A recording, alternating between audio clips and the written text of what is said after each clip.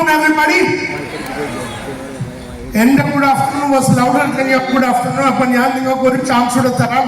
This will be your last chance, your last opportunity. അപ്പൊ ഞാൻ good afternoon പറയുമ്പോൾ നിങ്ങളുടെ ലൈഫിന്റെ ഏറ്റവും ലൗഡസ്റ്റ് ഗുഡ് ആഫ്റ്റർനൂൺ ആയിരിക്കണം. ഇത് കഴിഞ്ഞിട്ട് നിങ്ങൾ ഡെഫ് ആൻഡ് ഡം ആയി പോകും, നിങ്ങൾക്ക് പറയാനുള്ള ശക്തിയൊന്നും കാണത്തില്ലെന്ന് വിചാരിച്ചിട്ട് ഇത് ലാസ്റ്റ് ഗുഡ് ആഫ്റ്റർനൂൺ എന്ന് പറഞ്ഞ് you should give me a good afternoon. Are you all ready? Okay, good afternoon everybody. Good afternoon. അപ്പൊ ഈ ഗുഡ് ആഫ്റ്റർനൂൺ 50 ലക്ഷം രൂപ ഉണ്ടാക്കുന്ന ഗുഡ് ആഫ്റ്റർനൂൺ ആയിരുന്നു. ആദ്യത്തെ ഗുഡ് ആഫ്റ്റർനൂൺ 20,000 രൂപ മാസത്തിൽ ഉണ്ടാക്കുന്ന ഗുഡ് ആഫ്റ്റർനൂൺ ആണ്. അപ്പൊ there is one thing that is absolutely clear. at 12:50 in the afternoon, 12:50 ഒരു കാര്യം നമുക്ക് ക്ലിയർ ആണ്. നമ്മുടെ അകത്ത് ഒരു ഡിറ്റർമിനേഷൻ ഉണ്ട്, ഒരു ഡെഡിക്കേഷൻ ഉണ്ട്, ഒരു സിൻസിയാരിറ്റി ഉണ്ട്, എല്ലാം ഉണ്ട് നമ്മുടെ അകത്ത്. എന്നാലും എങ്ങോ എവിടെ വെച്ചോ ഈ ക്വാളിറ്റീസ് ഒക്കെ മരിക്കാൻ തുടങ്ങി. അരെ കിരൺ, ഇതൊക്കെ ഇന്നത്തെ പ്രോഗ്രാമിൽ നിങ്ങൾക്ക് ഒത്തിരിയൊക്കെ പഠിക്കാൻ കിട്ടും. യെസ് സർ, കറുത്ത ഷർട്ടുള്ള okay, somebody else. Okay, somebody else. Yes sir, green shirt out there.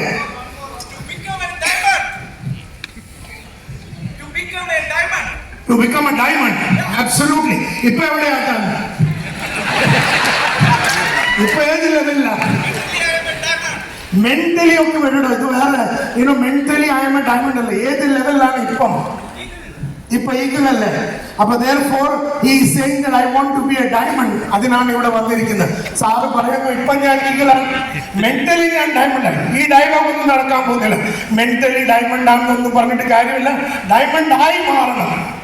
Absolutely right. Okay, somebody else. Yes sir, red t-shirt out there. To achieve a certain level of positive energy, അതിന് Nutricharge അടിച്ചാൽ മതി. രാവിലെ ഉച്ചയ്ക്കും വൈകിട്ട് Nutricharge ഓരോ protein ഷേക്കും ഓരോ ടാബ്ലറ്റും അടിച്ചാൽ നമുക്ക് എനർജി ഒക്കെ കിട്ടും. അതിന് ഇവിടെ വരേണ്ട ആവശ്യമൊന്നുമില്ല. Who else would like to say? Why have you come here? Yes sir. Sorry. Okay, വിജയികളെ ക്രിയേറ്റ് ചെയ്യണം. I want to create winners and that is why I come here. Yes, the gentleman out in the glass.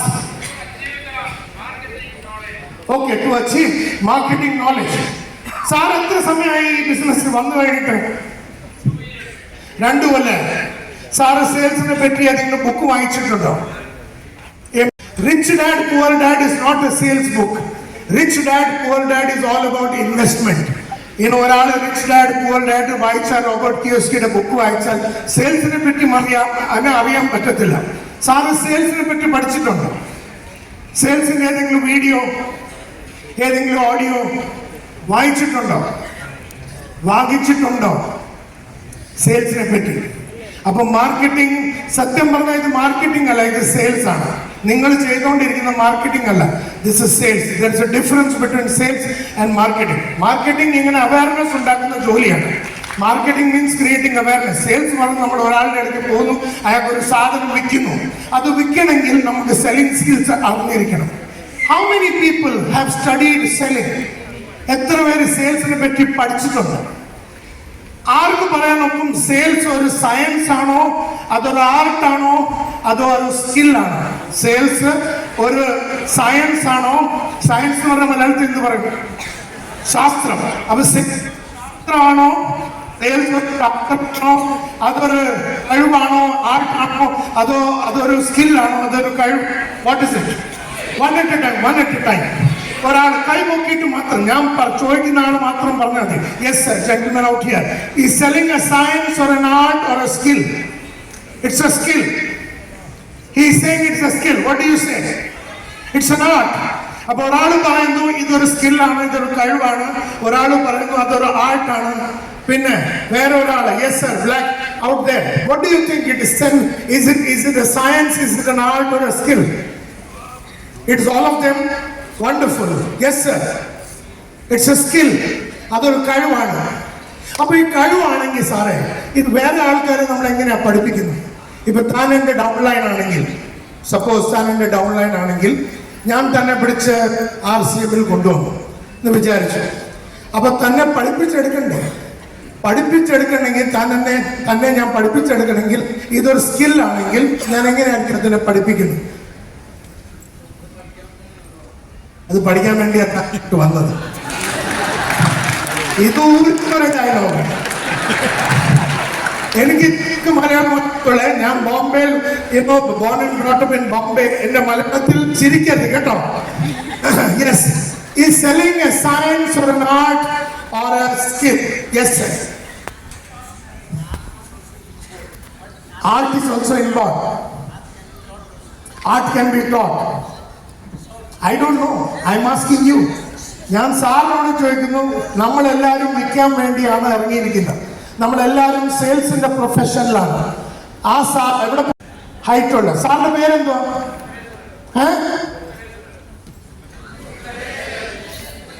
Sundareswaran. Sundareswaran sir എന്നോട് പറഞ്ഞു, ഞാൻ ഇവിടെ വന്നിരിക്കുന്ന മാർക്കറ്റിങ്ങിനെ വേണ്ടി പഠിക്കാൻ വേണ്ടി. അപ്പൊ ഞാൻ പറഞ്ഞു, ഇത് മാർക്കറ്റിംഗ് അല്ല, നമ്മൾ ചെയ്തുകൊണ്ടിരിക്കുന്ന കാര്യങ്ങൾ സെയിൽസ് ആണ്, വിൽപ്പനയാണ് നമ്മുടെ ജോലി. We are selling. അപ്പൊ സെയിൽസ് വിൽപ്പനയാണെങ്കിൽ സെയിൽസിനെ പറ്റി സാർ ബുക്ക് വായിച്ചിട്ടുണ്ടോ എന്ന് ഞാൻ ചോദിച്ചു. വായിച്ചിട്ടില്ല. റിച്ച് ഡാഡ് പുവർ ഡാഡ് വായിച്ചിട്ടുണ്ട്. അതൊരു മണി മേക്കിങ്ങിന്റെ സ്വഭാവം എങ്ങനെയാണ് നമ്മൾ ഡെവലപ്പ് ചെയ്യുന്നത്, റിച്ച് ഡാഡിന്റെ സ്വഭാവം എന്താണ്, പുവർ ഡാഡിന്റെ ഒരു സ്വഭാവം എന്താണ്, അതിനെ പറ്റിയുള്ള ബുക്ക്. ആ ബുക്ക് വായിച്ചാൽ നമുക്ക് വിൽപ്പന എങ്ങനെ ചെയ്യണം, സെയിൽസ് എങ്ങനെ ചെയ്യണം, ഒരാളെ കൊണ്ട് നമ്മൾ എങ്ങനെയാണ് ജോയിനിങ് ചെയ്യിപ്പിക്കുന്ന, ഒരു ടീമിനെ എങ്ങനെയാണ് പഠിപ്പിച്ചെടുക്കുന്നത്, ഇതൊന്നും ആ ബുക്കിനകത്തില്ല. അപ്പൊ ഈ ബുക്ക് ഓൺ സെയിൽസ് നിങ്ങൾ എത്ര പേര് ബുക്ക് വായിച്ചിട്ടുണ്ടോ എന്ന് ചോദിച്ചപ്പോ അയാൾ സുന്ദരേഷൻ വായിച്ചിട്ടില്ല. നിങ്ങൾ ഏതെങ്കിലും വീഡിയോ വായിച്ചിട്ടുണ്ടോ? വായിച്ചിട്ടില്ല. ഏതെങ്കിലും ഓഡിയോ കേട്ടിട്ടുണ്ടോ? കേട്ടിട്ടില്ല. ആൻഡ് therefore ഞാൻ നിങ്ങളോട് ചോദിച്ചു, ഈ സെല്ലിംഗ്, ഈ വിൽപ്പന എന്ന് പറഞ്ഞാൽ ഇതൊരു ശാസ്ത്രമാണോ, ഇതൊരു സയൻസ് ആണോ, ഇതൊരു ആർട്ടാണോ, ഇതൊരു സ്കില്ലാണോ, ഇതൊരു കഴിവാണോ? അപ്പൊ പല ആൾക്കാരും പല കാര്യങ്ങളാണ് പറഞ്ഞത്. But let me tell you, somebody who said it is a science, all the three is absolutely right. ഇത് മൂന്നുമാണ്. Selling is a science. ഇതിലൊരു ശാസ്ത്രമുണ്ട്.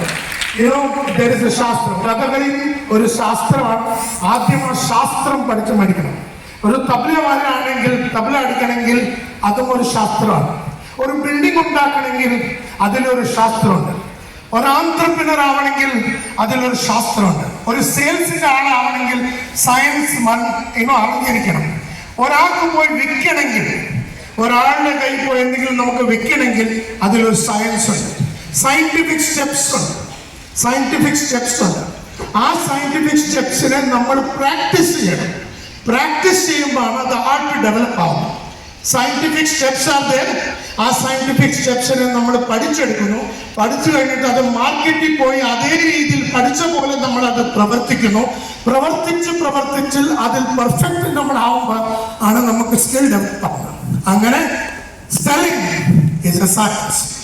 There are scientific steps. ആ സയന്റിഫിക് സ്റ്റെപ്സ് പഠിക്കണം. അത് പോയി മാർക്കറ്റിൽ പ്രാക്ടീസ് ചെയ്യണം. പ്രാക്ടീസ് ചെയ്ത് അതിനെ പെർഫെക്റ്റ് ചെയ്യണം. അങ്ങനെയായിരിക്കും സെല്ലിംഗ് സ്കിൽ എന്ന് പറഞ്ഞാൽ ഒരു കഴിവ് ഡെവലപ്പ് ആവും. അതേപോലെ ലീഡർഷിപ്പ് സ്കിൽ, അതേപോലെ മാനേജ്മെന്റ് സ്കിൽ, അതേപോലെ കമ്മ്യൂണിക്കേഷൻ സ്കിൽ. പല ബാക്ക്ഗ്രൗണ്ടിൽ നിന്നും നമ്മൾ ഉന്നയിക്കുന്നു. ഇപ്പൊ ഒരാൾ ആർമിയിൽ നിന്ന് നമ്മുടെ കമ്പനിയിൽ ജോയിൻ ചെയ്യുന്നു, RCM ജോയിൻ ചെയ്യുന്നു. ഒരാൾ കാഷ്യർ ആയിരുന്നു ബാങ്കിൽ, അയാൾ നമ്മുടെ ഇടയ്ക്ക് വന്ന് ജോയിൻ ചെയ്തു. ഒരു സ്ത്രീ ടീച്ചറായിരുന്നു, ആ ടീച്ചർ വന്ന് നമ്മുടെ കൂടെ RCM ജോയിൻ ചെയ്തു. ആ ടീച്ചറിന് സക്സസ്ഫുൾ ആവണമെങ്കിൽ ആദ്യം ആ ടീച്ചർ സെയിൽസിനെ പറ്റി പഠിക്കണം, സെയിൽസിനെ മനസ്സിലാക്കിയെടുക്കണം.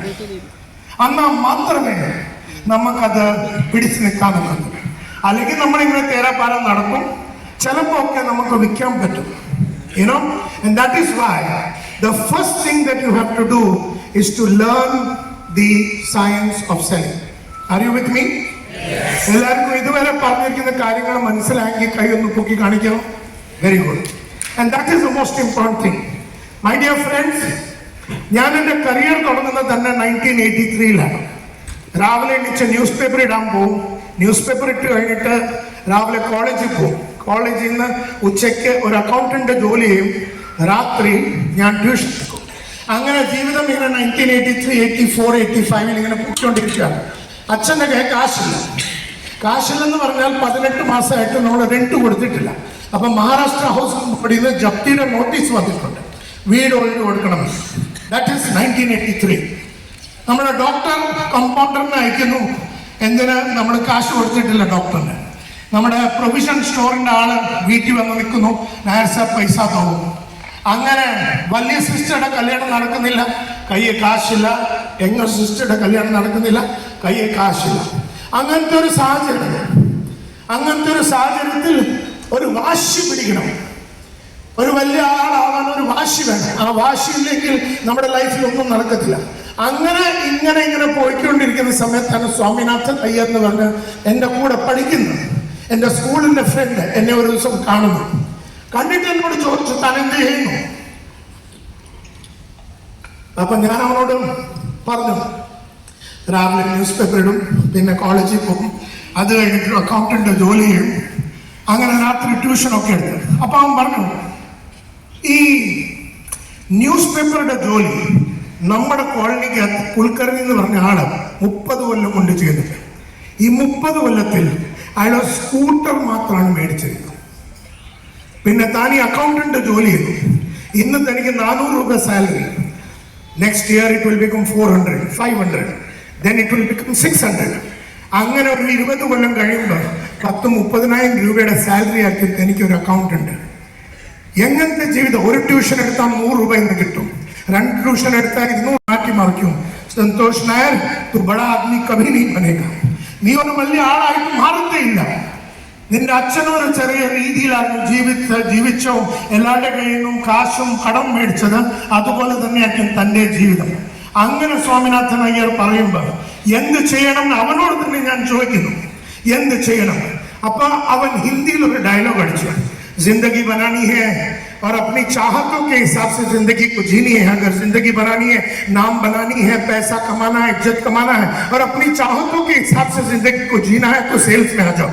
നമ്മുടെ ജീവിതത്തിൽ കാശുണ്ടാക്കണമെങ്കിൽ, പേരുണ്ടാക്കണമെങ്കിൽ, പദവി ഉണ്ടാക്കണമെങ്കിൽ, നമ്മുടെ ആഗ്രഹിക്കുന്ന പോലെ കാശുണ്ടാക്കണമെങ്കിൽ, ആഗ്രഹം എന്ന് പറഞ്ഞാൽ ഈ മാസം 50,000 വേണം എന്ന് പറഞ്ഞാൽ സെയിൽസിൽ 50,000 കിട്ടും വേണം. ഈ മാസം 5 ലക്ഷം വേണം എന്ന് പറഞ്ഞാൽ ഈ മാസം തന്നെ നമുക്ക് 5 ലക്ഷം കിട്ടും. ഈ മാസം തന്നെ നമുക്ക് 8 ലക്ഷം രൂപ വേണം എന്ന് വിചാരിച്ചാൽ സെയിൽസ് മാത്രമേ നടക്കത്തുള്ളൂ. സെയിൽസിൽ 10 ലക്ഷം വേണമെന്ന് വിചാരിച്ചാൽ ഒരു മാസത്തിൽ സെയിൽസിൽ മാത്രമേ അത് നടക്കത്തുള്ളൂ. സെയിൽസിൽ 50 ലക്ഷം രൂപ ഒരു മാസത്തിൽ വേണമെന്ന് വിചാരിച്ചാൽ ഇത് സെയിൽസിൽ മാത്രമേ നടക്കത്തുള്ളൂ. ഒരു അക്കൗണ്ടന്റ് വിചാരിച്ചാൽ ഇത് നടക്കത്തില്ല. Do you agree with me? ഒരു അക്കൗണ്ടന്റ് എത്ര യുക്തി ചെയ്താലും അവന്, ഇപ്പൊ നമ്മുടെ കമ്പനി തന്നെ ഒരു യോഗേഷ് എന്ന് പറഞ്ഞ അക്കൗണ്ടന്റ് 30,000 രൂപ സാലറി. അവൻ എത്ര വർക്ക് ചെയ്താലും അത് 30,000 ഇരിക്കത്തുള്ളൂ. അവൻ എത്ര കമ്മിറ്റ്മെന്റ് വെച്ച് ജോലി ചെയ്താലും അത് 30,000 ആകത്തുള്ളൂ. അവൻ എന്ത് ചെയ്താലും അവൻ ജോലി ചെയ്തില്ലെന്ന് വിചാരിക്കും, എന്നാലും 30,000 കിട്ടുള്ളൂ. ബട്ട് അവൻ ആഗ്രഹിച്ചാൽ പോലും അവൻ 3 ലക്ഷം രൂപ ഉണ്ടാക്കാൻ ഒക്കത്തില്ല. അതാണ് നമ്മളിരിക്കുന്ന പ്രൊഫഷൻ, സെയിൽസ്. അതിനത്രയും വില നമ്മൾ കൊടുക്കുന്നുണ്ടോ ഇല്ലെന്ന് എനിക്കറിയത്തില്ല. അങ്ങനത്തെ വില കൊടുത്ത് ഞാൻ പഠിച്ച പ്രൊഫഷനാണ് സെയിൽസ്. അപ്പം സ്വാമിനാഥൻ അയ്യർ അത് പറയുകയാണ്. ഞാൻ പറഞ്ഞു, ഓക്കെ, എന്നാൽ നമ്മൾ സെയിൽസിലോട്ട് കയറാം. അങ്ങനെ 1985 ഒരു വലിയ അഡ്വർടൈസ്മെന്റ് കാണുന്നു. Want to make it big in life, want to make a lot of money, come join Eureka Forbes.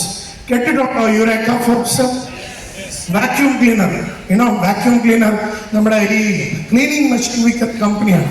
ആ സമയത്ത് വാക്യൂം ക്ലീനറും അക്വാഗാർഡ് എന്ന് പറഞ്ഞ വാട്ടർ പ്യൂരിഫയറും വിൽക്കുന്ന കമ്പനിയായിരുന്നു യുറേക്ക ഫോർബ്സ്. അവിടെ പോകുന്നു, ഇന്റർവ്യൂ കൊടുക്കുന്നു, റിജക്ട് ആവുന്നു. എന്തിനാ? I didn't look like a salesman, I didn't walk like a salesman, I didn't talk like a salesman. 18-20 കിലോയുടെ സൂട്ട് കേസും എടുത്ത് വീടുകളിൽ പോയി, ഓരോ വീടുകളിൽ പോകണം. 20 കിലോയുടെ സൂട്ട് കേസ് എടുത്ത് ഓരോ വീടുകളിൽ പോയി നോക്ക് ചെയ്ത് നമ്മൾ വാക്യൂം ക്ലീനർ വിൽക്കണം. അതായിരുന്നു ജോലി. അങ്ങനത്തെ ഒരു ജോലി ഏറ്റെടുക്കാൻ ഒത്തിരി ആൾക്കാർക്ക് ബുദ്ധിമുട്ടും പ്രയാസമാണ്. 95 ഡോർസ് നിങ്ങളുടെ മുഖത്ത് തന്നെ അവർ ബാങ്ക് ചെയ്യും. അതുപോലത്തെ ഒരു സാഹചര്യമാണ്. അപ്പം അവിടെ റിജക്റ്റ് ആവുക. അത് കഴിഞ്ഞിട്ട് അവിടുത്തെ തന്നെ ഒരു മാനേജറിന് ആൾക്കാർ കിട്ടുന്നില്ല. അതുകൊണ്ട് റിജക്റ്റഡ് കാൻഡിഡേറ്റ്സിന്റെ ലിസ്റ്റ് ചെയ്ത് നമ്മളെ പൊക്കുന്നു. അങ്ങനെ 4th ജൂലൈ 1985 ഞാൻ യുറേക്ക ഫോർബ്സ് ജോയിൻ ചെയ്തു. 1985 5 ദിവസത്തെ ട്രെയിനിങ് കിട്ടി. ആ 5 ദിവസത്തിൽ എങ്ങനെ ഗോൾസ് ഉണ്ടാക്കണം, എങ്ങനെ നമ്മുടെ ലക്ഷ്യം ഉണ്ടാക്കണം, എങ്ങനെ ഗോൾ ബുക്ക് ഉണ്ടാക്കണം, എല്ലാ കൊല്ലവും എന്തൊക്കെ അച്ചീവ് ചെയ്യണം, അതെല്ലാം ബ്ലാക്ക് ആൻഡ് വൈറ്റിൽ എങ്ങനെ എഴുതണം. ഈ കൊല്ലം 2024 എന്ത് വേണം, 2027 നമുക്ക് എന്ത് വേണം, 2028 നമുക്ക് എന്ത് വേണം, അങ്ങനെ ഗോൾ ബുക്ക് അങ്ങനെ എങ്ങനെ എഴുതണം, അതൊക്കെ ഗുപ്ത സാബ് എന്ന് പറഞ്ഞ അന്നത്തെ ബ്രാഞ്ച് മാനേജർ എന്നെ പഠിപ്പിച്ചു കഴിഞ്ഞിട്ട് ഞങ്ങൾ 5 ദിവസത്തെ ട്രെയിനിങ് കഴിഞ്ഞിട്ട് 6ാമത്തെ ദിവസം ഫീൽഡിലിരുന്നു. 20 ദിവസം ഒക്ടോബർ 1985 വേണ്ടി ബാക്കിയുണ്ട്. ആ സമയത്ത് ഞങ്ങളുടെ കമ്പനി 3500 ആൾക്കാരുണ്ടായിരുന്നു, 3,500 സെയിൽസ്മെൻ. ഈ 3500 സെയിൽസിന്റെ ആൾക്കാരിൽ average vacuum cleaner sales per month per person 4 vacuum ക്ലീനറാണ്. 4 വാക്യൂം ക്ലീനർ 3500 ആൾക്കാർ വിൽക്കുന്ന ആവറേജ് സെയിൽസ് ആണ് 4 വാക്യൂം ക്ലീനർ പെർ മന്ത്. ഒരാൾ 6 or 7 വിറ്റാൽ നമ്മുടെ ബ്രാഞ്ച് മാനേജർ നല്ല ഉടുപ്പി ഹോട്ടലിൽ കൊണ്ടുപോകും. എൻഡ് ഓഫ് ദ മന്തിൽ ഒരു താലി മേടിച്ചത്, ഒരു താലി 8 or 9 വിറ്റാൽ നമ്മുടെ റീജിയണൽ മാനേജർ അതിനേക്കാട്ടും നല്ല റെസ്റ്റോറൻറ്റിൽ മന്ത് എൻഡി കൊണ്ട് ഡിന്നർ മേടിച്ചു തരും. അങ്ങനെ 14 or 15 വിറ്റാൽ ഞങ്ങളുടെ കമ്പനിയുടെ മാനേജിംഗ് ഡയറക്ടർ അഖിൽ മർഫത്തിയ, അയാളുടെ അന്നത്തെ ഇന്ത്യയുടെ മോസ്റ്റ് എക്സ്പെൻസീവ് കാർ സ്റ്റാൻഡേർഡ് 2000 കാറിൽ വന്ന് നമ്മളെ ജുവൽ ഓഫ് ഇന്ത്യ എന്ന് പറഞ്ഞ ഒരു നല്ല റെസ്റ്റോറൻറ്റിൽ കൊണ്ടുപോകും. അവിടെ പോയി ഒരു ബിയറൊക്കെ മേടിച്ചു തന്ന്, ഒരു തന്തൂർ ചിക്കനൊക്കെ മേടിച്ചു തന്ന്, and he will kiss you on any part of the body. ഇവിടെ ഒരു ഉമ്മ തരം പറഞ്ഞാൽ അയാൾ ഒരു ഉമ്മ തരും. അങ്ങനെ 14 വിറ്റാൽ നമ്മുടെ MD വരുന്ന സാഹചര്യമാണ്. അങ്ങനത്തെ ഒരു ലൈഫിലാണ് ഞാൻ ഇറങ്ങുന്നു. ബോംബെയുടെ റെഡ് ലൈറ്റ് ഏരിയയിലാണ് എൻ്റെ ടെറിട്ടറി. 1985 20 ദിവസം ബാക്കിയുണ്ട് ഒക്ടോബർ 20 1985. ആ 20 ദിവസത്തിൽ ഞാൻ 26 വാക്യൂം ക്ലീനർ വിറ്റു. I sold 26 vacuum cleaner. അപ്പൊ എല്ലാവർക്കും തോന്നി ഇതൊരു ഫ്ലുക്ക് അല്ലേ, എനിക്കും തോന്നി ഇതൊരു ഫ്ലുക്കാണ്. എന്നാലും അടുത്ത മാസം ഞാൻ 32 വിറ്റു.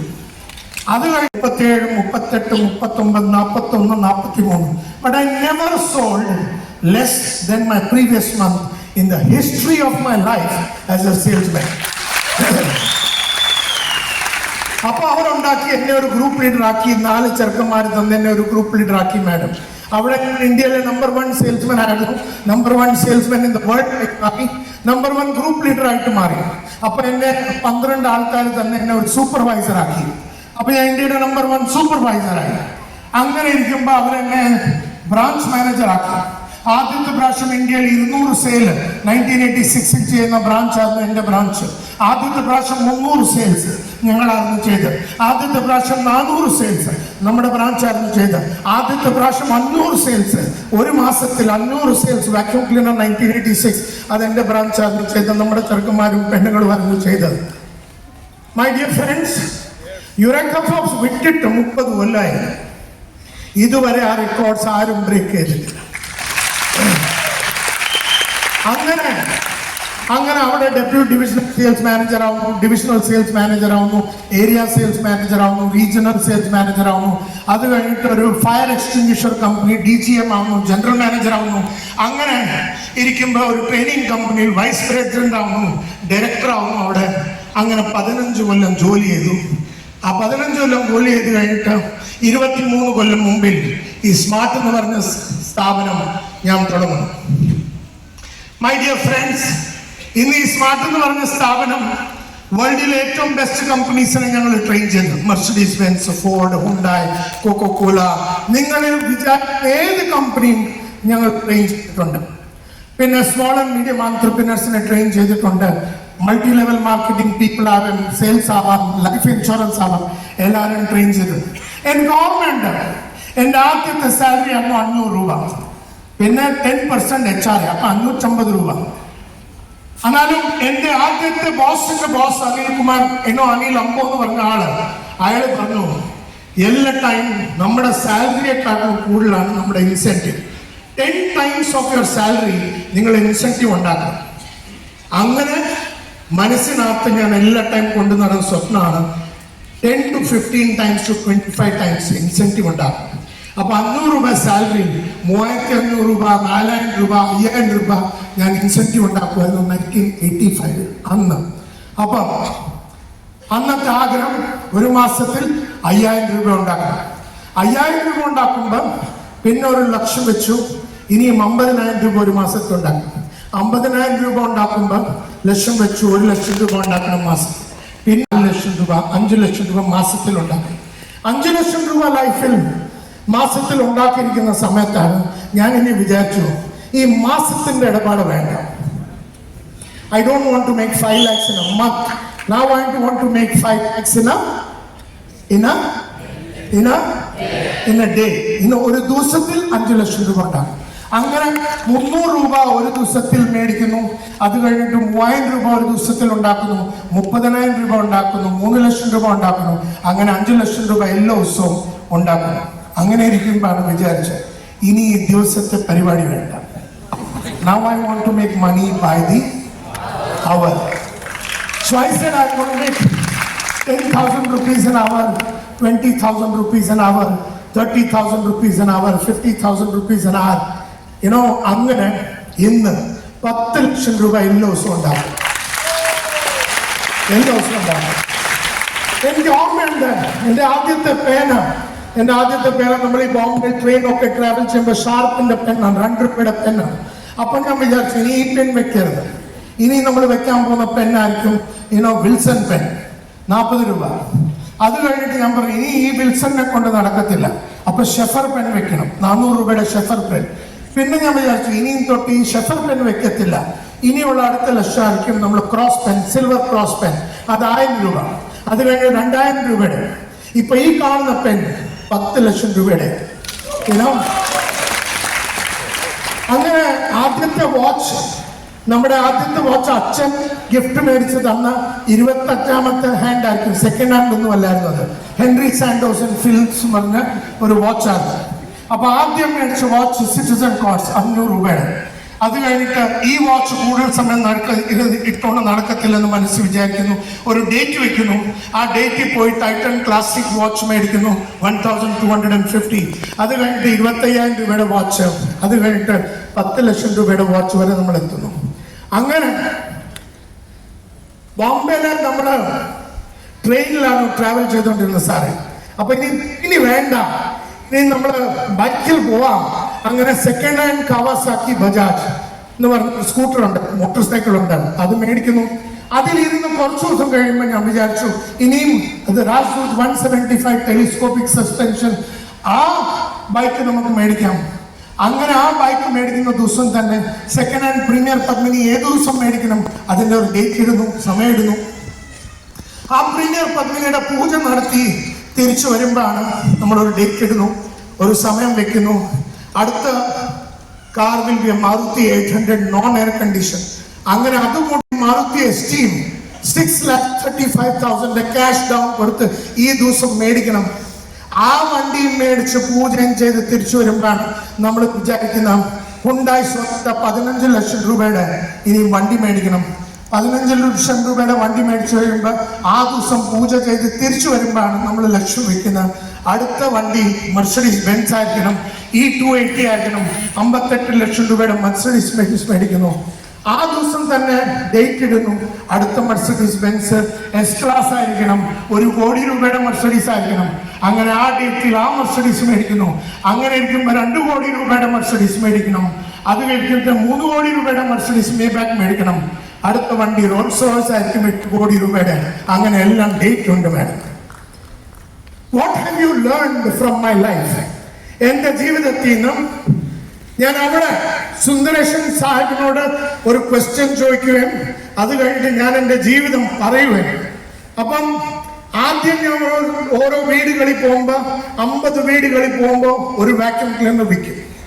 അത് കഴിഞ്ഞിട്ട് ഞാൻ പഠിച്ചു, സെയിൽസിനെ പറ്റി പഠിച്ചെടുത്തപ്പം 30 ആൾക്കാരെ പോയി കാണുന്നു, ഒരാൾക്ക് വിൽക്കുന്നു. അത് കഴിഞ്ഞിട്ട് ഒത്തിരി ഓഡിയോസ് കണ്ടു, ഒത്തിരി ഓഡിയോസ് കേട്ടു, ഒത്തിരി വീഡിയോസ് കണ്ടു. അങ്ങനെ അത് 10:1 ആവുന്നു, 3:1 ആവുന്നു, 2:1 ആവുന്നു, 1:1 ആവുന്നു. ലാസ്റ്റ് 35 കൊല്ലത്തെ എൻ്റെ റേഷ്യോ ആണ് 1:1. എൻ്റെ കൺമുമ്പിൽ ആരെങ്കിലും വന്നാൽ അവൻ്റെ കയ്യിൽ നിന്ന് പൈസ മേടിക്കാതെ ഞാൻ തിരിച്ചു പോകുന്ന പ്രശ്നമേ ഇല്ല.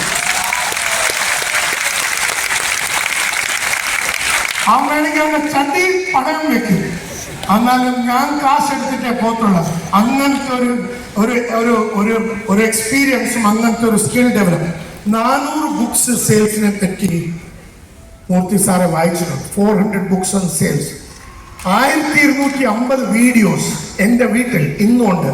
1250 വേൾഡിലെ ഏറ്റവും വലിയ വലിയ ഗുരുക്കന്മാരുടെ എല്ലാ വീഡിയോസും കണ്ടിട്ടുണ്ട്. അങ്ങനെയാണ് നമ്മൾ 1:1. നമ്മൾ സാറിന്റെ വീട്ടിൽ വന്നാൽ സാറിനെ പൊക്കിയിരിക്കും. സാറിനെ ജോയിൻ ചെയ്യിപ്പിക്കാതെ അല്ലെങ്കിൽ സാറിന് ഒരു ന്യൂട്രീഷൻ പാക്കേജോ എന്തെങ്കിലും വിൽക്കാതെ തിരിച്ചു പോകുന്ന പ്രശ്നമേ ഇല്ല. And what have you therefore learned from me? എന്ത് പഠിച്ചു നിങ്ങൾ ഈ ലാസ്റ്റ്? ഞാൻ ഏതാണ്ട് ഒരു അരമണിക്കൂർ കൊണ്ട് സംസാരിക്കുന്നു. 40 minutes I have been speaking out here. What have you learned from me? What did you learn? കൈ പൊക്കി ഓരോന്നായിട്ട് പറയണം. Yes madam, yes madam. എന്ത് പഠിച്ചു മാഡം? ജീവിതത്തിൽ ഉറച്ചു തീരുമാനിക്കണം, എനിക്ക് വിജയിക്കണം, വാശി പിടിക്കണം. വിജയിക്കണം എന്ന് പറഞ്ഞാൽ വാശി പിടിക്കണം. വാശി പിടിച്ചാൽ മാത്രമേ everything is going to be possible. വാശി പിടിക്കണം. And therefore in my life, അപ്പൊ തുടങ്ങാല്ലേ? ജയ RCM. Okay, मेरा ताज and the charge. Okay, so my dear friends, today's program is known as everything is possible. Everything is possible. അങ്ങനെ madam പറയുന്ന കാര്യം ശരിയാണ്. ജീവിതത്തിൽ വിജയിക്കണമെന്ന് വാശി പിടിക്കണം. You have to have that kind of, ഇത് ഹിന്ദിയിൽ ഞങ്ങൾ പറയും ജിത് പക്കണ്ട ചായേ. വാശി പിടിക്കണം. വാശി പിടിച്ചാൽ മാത്രമേ ഇത് നടക്കത്തുള്ളൂ. വാശി പിടിച്ചാൽ മാത്രമേ നിങ്ങൾ ആ പ്രൊഫഷനെ പഠിച്ച് മനസ്സിലാക്കത്തുള്ളൂ. ഇപ്പൊ ഞാൻ ആക്ടിങ്ങിലായിരുന്നെങ്കിൽ ഞാൻ ആക്ടിങ്ങിന്റെ 400 ബുക്ക് വായിച്ചേനെ. ആക്ടിങ്ങിൽ 1200 വീഡിയോസ് ഞാൻ ആക്ടിങ്ങിനെ പറ്റി കണ്ടേനെ. So why do you think I succeeded? Madam പറഞ്ഞു വിജയിക്കണമെങ്കിൽ നമ്മുടെ ലൈഫിൽ ഒരു വിജയിക്കണം എന്ന് ഒരു വാശി പിടിക്കണം. That is why I succeeded. Why do you think I succeeded? Anybody else? Yes madam, correct. ഈ വെറുതെ വാശി പിടിച്ച് അമ്പലത്തിൽ പോയിട്ടും മോസ്കിൽ പോയിട്ടും ചർച്ചിൽ പോയിട്ടും കാര്യമില്ല. വാശി പിടിച്ച് അതിനെപ്പറ്റി പഠിക്കണം. ആക്ടിംഗ് ആണെങ്കിൽ നമുക്ക് നാഷണൽ സ്കൂൾ ഓഫ് ഡ്രാമയിൽ പോയി പഠിക്കാം, അല്ലെങ്കിൽ അതിനു വേണ്ടിയുള്ള ബുക്സ്, ഓഡിയോസ്, വീഡിയോസ് ഉണ്ട്. നമുക്ക് തബല വേണമെങ്കിൽ അതിനെപ്പറ്റി പഠിക്കണം. നമുക്ക് എന്ത് വേണമെങ്കിൽ, നമുക്കൊരു ഫാഷൻ ഡിസൈനർ ആവണമെങ്കിൽ, അല്ലെങ്കിൽ ഒരു നെറ്റ്വർക്കർ ആവണമെങ്കിൽ, ഒരു സെയിൽസിന്റെ പ്രൊഫഷണൽ ആവണമെങ്കിൽ പഠിക്കണം. അപ്പൊ there is a difference between a gully ka salesman and a professional salesman. ഗലി കാ ബാഡ്മിന്റൺ ചാമ്പ്യൻ. ഗലി എന്ന് പറഞ്ഞാൽ നമ്മുടെ റോഡിൽ. നിങ്ങളെല്ലാവരും ബാഡ്മിന്റൺ കളിച്ചിട്ടുണ്ടല്ലോ? Yes or no? എത്ര പേര് ബാഡ്മിന്റൺ ലൈഫിൽ എപ്പോഴെങ്കിലും കളിച്ചിട്ടുണ്ടോ? ബാഡ്മിന്റൺ അത് നമ്മളെല്ലാവരും കളിച്ചിട്ടുണ്ട് അല്ലേ? നമ്മളെല്ലാവരും കളിക്കുന്ന ബാഡ്മിന്റൺ ആണ്. ഹിന്ദിയിൽ പറയും ഗലി കാ ബാഡ്മിന്റൺ. റോഡിൽ കളിക്കുന്ന ബാഡ്മിന്റൺ. പിന്നെ PV സിന്ധു കളിക്കുന്ന ഒരു ബാഡ്മിന്റൺ ഉണ്ട്. 500 കോടിയാണ് ഇന്ന് അവളുടെ ബാങ്കിൽ കിടന്നത്. എന്ന് കളിച്ച് തനിക്കെന്താ 500 കോടി കിട്ടാൻ? താനും കളിച്ചിട്ടുണ്ടല്ലോ ബാഡ്മിന്റൺ. തന്റെ ബാങ്ക് അക്കൗണ്ടിൽ എന്താണോ 500 കോടി ഇല്ലാത്തത്? ബിക്കോസ് അവൾ ഗല്ലിയുടെ ബാഡ്മിന്റൺ ചാമ്പ്യൻ അല്ല, അവളൊരു professional badminton champion. Professional badminton. ഒരു ഗല്ലിയുടെ സെയിൽസ്മാൻ. രാവിലെ എണ്ണിക്കുന്നു, പോകുന്നു, വരുന്നു, എന്തെങ്കിലുമൊക്കെ ചെയ്യുന്നു, മനസ്സ് പറയുന്ന എന്തെങ്കിലുമൊക്കെ ചെയ്യുന്നു.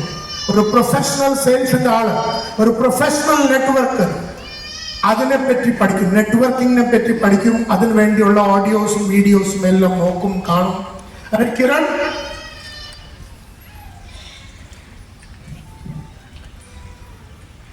അവനെ ഒന്ന് വിളിച്ചേ किरण हाँ वो किधर है सुशांत? इधर लाके ना ऑडियोस और वीडियोस सब लाके इधर रखने को बोले, बंडल जोड़ी या जो भी है. അപ്പം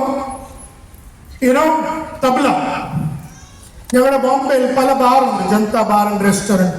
അവിടെ വൈകിട്ട് തബല പ്ലേ ചെയ്യാൻ വേണ്ടി ആൾക്കാർ 1500 രൂപ കിട്ടും വൈകിട്ട്.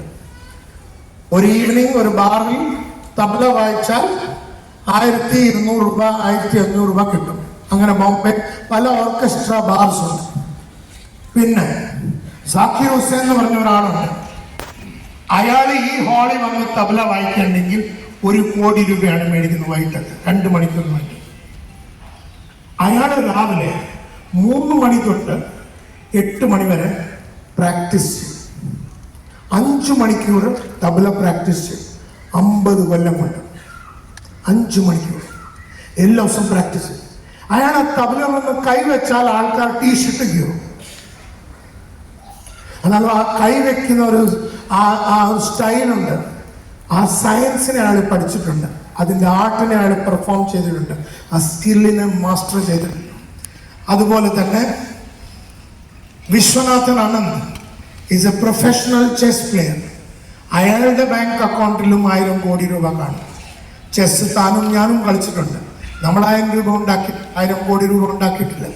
Therefore, one of the most important things that you have told me is that ഏത് പ്രൊഫഷനെയും ആദ്യം നമ്മൾ ഡിസൈഡ് ചെയ്യണം. ഏത് പ്രൊഫഷൻ ജോയിൻ ചെയ്യണം.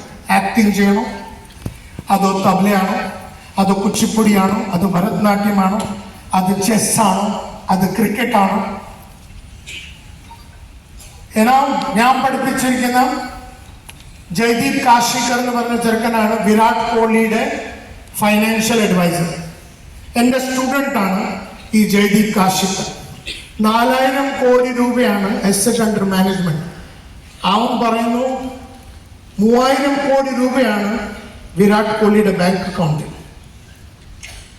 ക്രിക്കറ്റ് കളിച്ച് 4.5 മണിക്കൂറാണ് പ്രാക്ടീസ് ചെയ്തത്. നിങ്ങളോട് തന്നെ ചോദിച്ചു നോക്കണം, നിങ്ങൾ ഇല്ലേന്ന് എനിക്കറിയത്തില്ല. നിങ്ങൾ ഇരിക്കുന്ന പ്രൊഫഷൻ സെയിൽസ് ആണ്. ആ സെയിൽസ് ആണെങ്കിൽ സെയിൽസിനെ പ്രൊഫഷനായിട്ട് എടുക്കണം. പ്രൊഫഷൻ എന്ന് പറഞ്ഞാൽ അതിനെപ്പറ്റി പഠിക്കണം. തേരാപ്പാറ ക്രിക്കറ്റ് കളിച്ചാൽ തനിക്ക് 4 കോടി രൂപ ഉണ്ടാക്കാൻ ഒക്കത്തില്ല.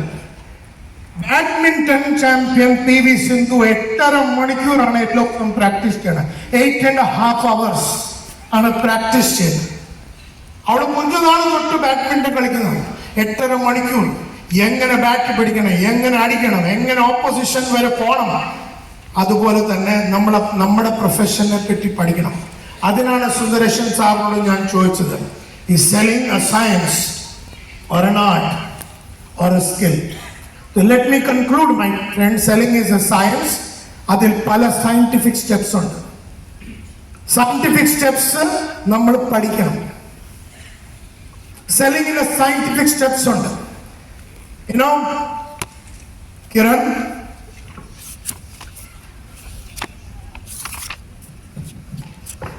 there are scientific steps in sales.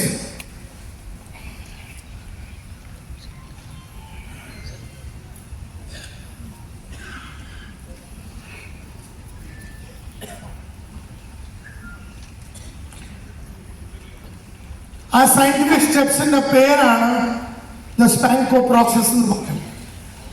Scientific സ്റ്റെപ്സിന്റെ പേരാണ് ദ സ്പാങ്കോ പ്രോസസ് എന്ന് പറയും. ഈ സ്പാങ്കോ പ്രോസസ് എന്ന് പറഞ്ഞാൽ നമ്മൾ ആരുടെ അടുത്ത് നിൽക്കാൻ വേണ്ടി പോകുമ്പോൾ ആദ്യം ചെയ്യണം സസ്പെക്ടിങ്. ആദ്യം ചെയ്യേണ്ട കാര്യമാണ് സസ്പെക്ടിങ്. നമ്മൾ ആരെയാണ് കാണാൻ പോകുന്നത്, എവിടെയാണ് കാണാൻ പോകുന്നത്, എന്തൊക്കെയായിരിക്കും നമ്മുടെ സംസാരം അവിടെ, അയാളെ പറ്റി എല്ലാം മനസ്സിലാക്കണം. And that is known as suspecting.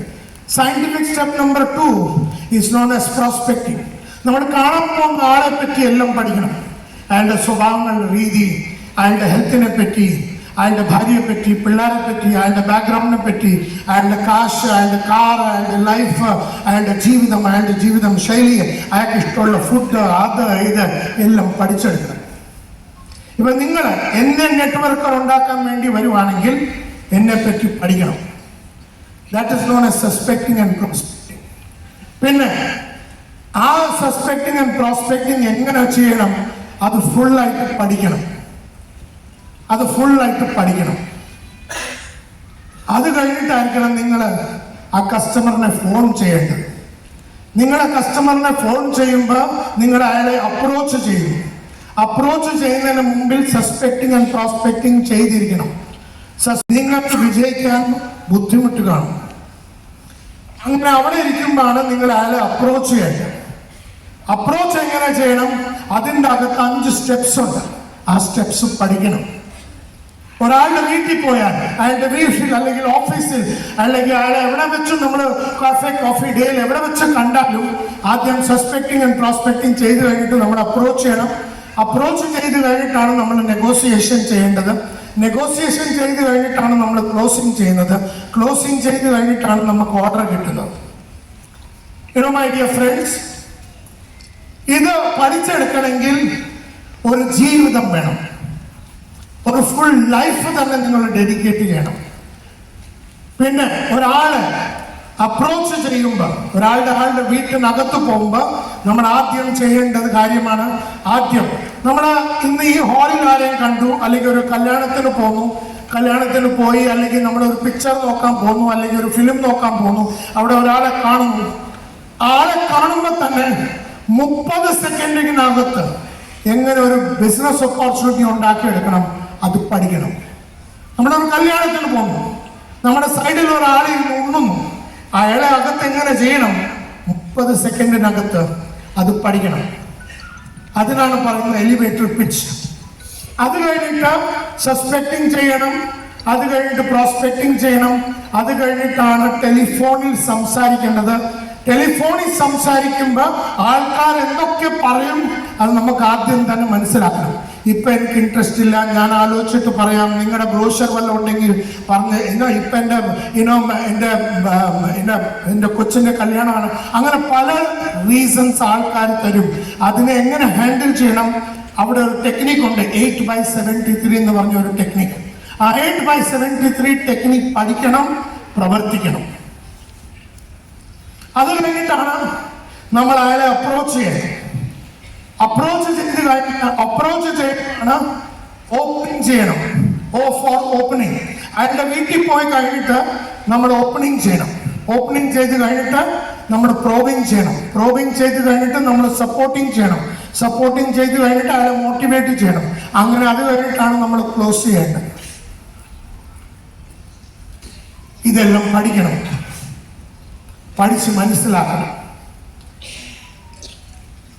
ഏത് കമ്പനിയിൽ നമ്മൾ ജോലി ചെയ്താലും ഇത് ചെയ്തേ പറ്റൂ. അത് കഴിഞ്ഞിട്ടാണ് നെഗോസിയേഷനും ക്ലോസിങ്ങും ഓർഡർ എടുക്കുന്നു. And that's the most important thing. इधर एक आदमी हमेशा रहना चाहिए जब मैं बात करेगा. और बाकी के सारे वीडियोस ला के रख, पूरा बंडल है ना तेरा ला, सब मल्टीप्लायर ये. അപ്പം ഇപ്പം നമ്മൾ വിചാരിക്കും നമ്മൾ അയാളുടെ വീട്ടിൽ പോകുന്നു. ഇപ്പം നിങ്ങളുടെ വീട്ടിൽ ഞാൻ വരുന്നു. അപ്പം ആദ്യം ചെയ്യേണ്ട കാര്യമാണ് ഓപ്പണിങ്. നല്ല രീതിയിൽ ഓപ്പണിങ് ചെയ്യണം. അതിൽ 5 സ്റ്റെപ്സ് ഉണ്ട്. അത് പഠിച്ച് മനസ്സിലാക്കണം. അത് കഴിഞ്ഞിട്ടായിരിക്കണം നമ്മൾ പ്രോബിങ് ചെയ്യേണ്ടത്. ക്വസ്റ്റ്യൻസ് ചോദിക്കണം. അയാളെ ഷേക്ക് ചെയ്യുന്ന ക്വസ്റ്റ്യൻ, അയാളെ ആലോചിപ്പിക്കാൻ വേണ്ടിയുള്ള ക്വസ്റ്റ്യൻസ് ആണ് നമ്മൾ ചോദിക്കേണ്ടത്. And probing is the art of asking disturbing questions. Probing is the art of asking scientific questions. Probing is the art of finding out the need. അയാളുടെ need മനസ്സിലാക്കിയെടുക്കണം. And that is known as probing. അത് കഴിഞ്ഞിട്ടാണ് നമ്മൾ നമ്മുടെ പ്രൊഡക്റ്റിനെ പറ്റി, നമ്മുടെ nutrition സപ്ലിമെന്റ്സിനെ പറ്റി, അല്ലെങ്കിൽ RCMന്റെ വേറെ പല പ്രൊഡക്ട്സിനെ പറ്റി നമ്മൾ പഠിക്കുന്ന. അത് കഴിഞ്ഞിട്ടാണ് നമ്മൾ ഇതിനെപ്പറ്റി പറയുന്നത്. അപ്പോൾ ആദ്യം നമ്മൾ കസ്റ്റമറിനെ ഓപ്പണിങ് ചെയ്യണം, പിന്നെയാണ് പ്രോബിങ്. ക്വസ്റ്റ്യൻ ചോദിക്കണം. അത് കഴിഞ്ഞിട്ടാണ് നമ്മുടെ പ്രൊഡക്റ്റിനെ പറ്റി നമ്മൾ പറയുന്നു, കമ്പനിയെ പറ്റി പറയുന്നു. അത് കഴിഞ്ഞിട്ടാണ് നമ്മൾ അയാളെ ഇന്നും നമ്മുടെ കൂടെ ജോയിൻ ചെയ്യാൻ, അല്ലെങ്കിൽ ഇന്നും നമ്മുടെ ഫുൾ സപ്ലിമെന്റ്സിന്റെ റേഞ്ച് മേടിക്കാൻ വേണ്ടി, നമ്മൾ ഇന്നും മേടിക്കാൻ വേണ്ടി അയാളെ മോട്ടിവേറ്റ് ചെയ്യുന്നു. അതിൻ്റെ സ്റ്റെപ്സ് ഉണ്ട്. ആ സ്റ്റെപ്സ് കഴിഞ്ഞിട്ടാണ് അങ്ങനെ മോട്ടിവേറ്റഡ് ആയിരിക്കുന്നത്. അങ്ങനെ ഓപ്പണിംഗ്, പ്രോബിംഗ്, സപ്പോർട്ടിംഗ്, മോട്ടിവേറ്റിംഗ് ചെയ്തിരുന്ന് കഴിഞ്ഞിട്ടാണ് നമ്മൾ ക്ലോസിംഗ് ചെയ്യുന്നത്. നല്ല രീതിയിൽ ഓപ്പണിംഗ് ചെയ്താൽ കസ്റ്റമറുടെ നിങ്ങൾക്ക് അറ്റൻഷൻ കിട്ടും. 5 സ്റ്റെപ്സ് നല്ല രീതിയിൽ ചെയ്താൽ നമുക്ക് കസ്റ്റമറുടെ അൺഡിവൈഡഡ് അറ്റൻഷൻ. ഇപ്പം അത് ഏത് കസ്റ്റമർ വേണമെങ്കിലും ആവാം. So you are there, and your wife is sitting. ഞാൻ നിങ്ങളുടെ വീട്ടിൽ വരുന്നു, ആദ്യം ചെയ്യേണ്ട ഓപ്പണിംഗ് ആണ്. 5 സ്റ്റെപ്സ് നല്ല രീതിയിൽ ഞാൻ ചെയ്താൽ, ആ ഓപ്പണിംഗ് ഞാൻ നല്ല രീതിയിൽ ചെയ്താൽ മാത്രമേ മൂർത്തി സാറ് എനിക്ക് സാറിന്റെ അറ്റൻഷൻ, സാറിന്റെ ഭാര്യയുടെ അറ്റൻഷൻ കിട്ടത്തുള്ളൂ. 5 സ്റ്റെപ്പ് പഠിക്കണം. അത് സയൻസാണ്. ഇത് സയൻസാണ്. ഇതെല്ലാം പഠിച്ചെടുക്കണം. ആൻഡ് therefore നല്ലപോലെ പഠിച്ചെടുത്താൽ നമുക്ക് കസ്റ്റമറുടെ അറ്റൻഷൻ കിട്ടും. അങ്ങനെ മൂർത്തി സാറിന്റെ ഭാര്യ അറ്റൻറ്റീവ് ആയിരിക്കുന്ന സമയമാണ് ഞാൻ രണ്ടുപേരോട് ക്വസ്റ്റ്യൻ ചെയ്യാൻ തുടങ്ങുന്നത്. ഞാൻ നിങ്ങളുടെ ലൈഫിനെ പറ്റി, നിങ്ങളുടെ വൈഫിനെ പറ്റി, നിങ്ങളുടെ ഫ്യൂച്ചറിനെ പറ്റി, നിങ്ങളുടെ പിള്ളേരിനെ പറ്റി, നിങ്ങളുടെ ഡ്രീംസിനെ പറ്റി, നിങ്ങളുടെ ഗോൾസിനെ പറ്റി, നിങ്ങളുടെ ആഗ്രഹം, നിങ്ങളുടെ മനസ്സിലുള്ള എല്ലാം നല്ല രീതിയിൽ ചെയ്യണം. അതിൻ്റെ ഒരു സയൻസ് ഉണ്ട്. പ്രോബിങ്ങിൽ ക്വസ്റ്റ്യൻ ചോദിക്കേണ്ടത് സ്പിൻ ക്വസ്റ്റ്യൻസ് ആണ്. പ്രോബിങ്ങിൽ ക്വസ്റ്റ്യൻസ് ചോദിക്കേണ്ടത് സ്പിൻ ക്വസ്റ്റ്യൻസ് ആണ്. SPIN. S ഫോർ ആദ്യം ഞാൻ മൂർത്തി സാഹിബിന്റെ സിറ്റുവേഷൻ മനസ്സിലാക്കും. ഇപ്പോഴത്തെ സാഹചര്യം മനസ്സിലാക്കും. എവിടെ താമസിക്കുന്നു, ആരുടെ വീടാണ്, എത്ര കാശ് ബാങ്കിലുണ്ട്, ഏത് വണ്ടിയാണ് ഓടിക്കുന്നത്, പിള്ളേർ ഏത് സ്കൂളിലാണ് പോകുന്നത്, എല്ലാം ഞാൻ മനസ്സിലാക്കിയെടുക്കും. സിറ്റുവേഷൻ ക്വസ്റ്റ്യൻ, അതാണ് സയൻസ് പറയുന്നത്. ആദ്യം സിറ്റുവേഷൻ ക്വസ്റ്റ്യൻ ചോദിക്കണം. അത് കഴിഞ്ഞിട്ട് that is known as A skin level. അത് മുകളിലത്തെ ക്വസ്റ്റ്യൻ ആണ്, ഒരു സ്കിൻ ലെവൽ ക്വസ്റ്റ്യൻ ആണ്. അത് ഡീപ്പ് ക്വസ്റ്റ്യൻസ് അല്ല. അത് കഴിഞ്ഞിട്ടാണ് ഞാൻ സാറിന്റെ ലൈഫിന്റെ പ്രോബ്ലംസിനെ മനസ്സിലാക്കുന്നത്. സാറിന്റെ ഇപ്പോഴത്തെ സിറ്റുവേഷനിൽ സാറിന് എന്ത് പ്രോബ്ലം ഉണ്ട്? അപ്പൊ സാറ് പറയുന്നത് എനിക്ക് 10 ലക്ഷം രൂപയുടെ കടമുണ്ട്. സാറ് പറയുന്നു എന്റെ mother is not well and we need treatment for cancer and we need 10 lakh rupees. സാർ പല കാര്യങ്ങൾ എന്നോട് പറയുന്നു. സാറിന്റെ പ്രോബ്ലംസ് ഒന്നൊന്നായിട്ട് പറയുന്നു. ഈ സിറ്റുവേഷനിൽ എന്തൊക്കെ പ്രോബ്ലം ഉണ്ടെന്ന് എല്ലാ പ്രോബ്ലവും മനസ്സിലാക്കുന്നു. ചിലപ്പോൾ അത് അച്ഛൻ്റെ പ്രോബ്ലം ആവാം, ഹെൽത്തിന്റെ പ്രോബ്ലം ആവാം, റിലേഷൻഷിപ്പിന്റെ പ്രോബ്ലം ആവാം, എന്ത് വേണമെങ്കിലും പ്രോബ്ലം ആവാം. ആ പ്രോബ്ലംസിനെ മനസ്സിലാക്കിയെടുക്കുന്നു. ആ പ്രോബ്ലംസിനെ മൂർത്തി സാബ് സോൾവ് ചെയ്തില്ലെങ്കിൽ എന്തൊക്കെ പരിണാമങ്ങളായിരിക്കും അയാൾക്ക് നേരിടേണ്ടി വരേണ്ടത്? That's known as the implication questions. അത് കഴിഞ്ഞിട്ടാണ് ഞാൻ മൂർത്തി സാബിനോട് ഞാൻ എന്ത് ചെയ്യാം, ഈ പ്രോബ്ലംസ് ഒക്കെ സോൾവ് ആയാൽ, മൂർത്തി സാറെ ഈ പ്രോബ്ലം ഒക്കെ സോൾവ് ആയാൽ സാറിന് എന്തൊക്കെ ബെനിഫിറ്റ് കിട്ടും? അതാണ് നീഡ് പേ ഓഫ് ക്വസ്റ്റ്യൻ. ഇതാണ് സയൻസ് ഓഫ് ആസ്കിംഗ് ക്വസ്റ്റ്യൻ. അങ്ങനെ നല്ല രീതിയിൽ ക്വസ്റ്റ്യൻ ചോദിച്ചാൽ മാത്രമേ നമുക്ക് കിട്ടും മൂർത്തി സാബിന്റെ ഇൻട്രസ്റ്റ്.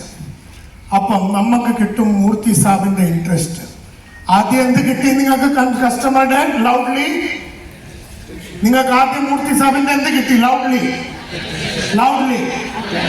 നൗ മൂർത്തി സാബിസ്. അപ്പൊ ആദ്യം ഞാൻ അയാളുടെ അറ്റൻഷൻ മേടിച്ചു. അത് കഴിഞ്ഞിട്ട് അയാളെ ഇൻട്രസ്റ്റഡ് ആക്കി. അങ്ങനെ ഇൻട്രസ്റ്റഡ് ആയിരിക്കുന്ന കസ്റ്റമറുടെ മുമ്പിലാണ് ഞാൻ RCM ഇറക്കുന്നത്, നമ്മുടെ കമ്പനി ഇറക്കുന്നത്. അങ്ങനെ ആദ്യം അറ്റൻഷൻ മേടിച്ചു കഴിഞ്ഞ് ഇൻട്രസ്റ്റ് ഉള്ള കസ്റ്റമറിന്, നമ്മുടെ കൂടെ ഇൻട്രസ്റ്റ് ഉള്ള കസ്റ്റമറിനാണ് നമ്മൾ സപ്പോർട്ടിംഗ് സാധനം യൂസ് ചെയ്യുന്നത്. Sales burgers. ഇന്ന് ഞാൻ ട്രെയിലർ മാത്രമാണ് നിങ്ങളോട് പറയുന്നത്. ഈ ട്രെയിലർ വെച്ച് നിങ്ങളുടെ ജീവിതത്തിൽ ഒന്നും ആവാൻ പോകുന്നില്ല. എന്നാലും ഇത് പഠിക്കണം. നിങ്ങൾ പറഞ്ഞു മാർക്കറ്റിംഗിൽ സക്സസ്ഫുൾ ആവണം, ഞാൻ പറഞ്ഞു സെയിൽസിൽ സക്സസ്ഫുൾ ആവണം. അപ്പൊ ആദ്യം സെയിൽസിനെ ആസ് എ പ്രൊഫഷൻ എടുക്കണം. You should take something as A profession. You should take chess as a profession, or you should take cricket as a profession, or networking as a profession.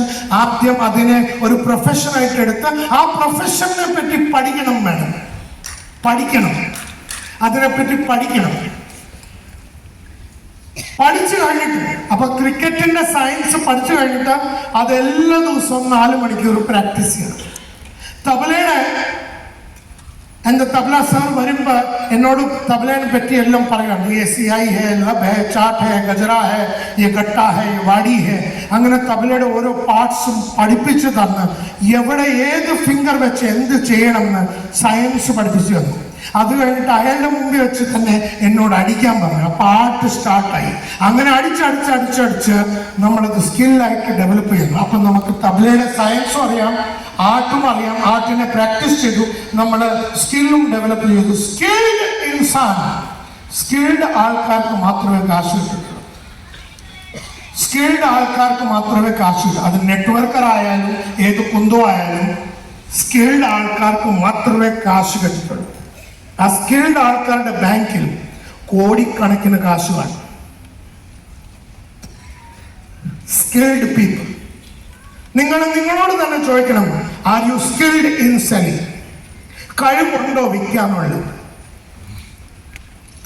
വെറുതെ കോട്ടും ടൈയും ഇട്ട് ഒരു ബാച്ചൊക്കെ ഇട്ട് ഇവിടെ ഒക്കെ അങ്ങ് രാവിലെ ഇറങ്ങിയാൽ നിങ്ങളുടെ കൂടെ എല്ലാവരും ജോയിൻ ചെയ്ത് ഒത്തിരി സാധനമൊക്കെ മേടിക്കുന്നു, അങ്ങനെ ഒന്നും വിചാരിക്കണ്ട.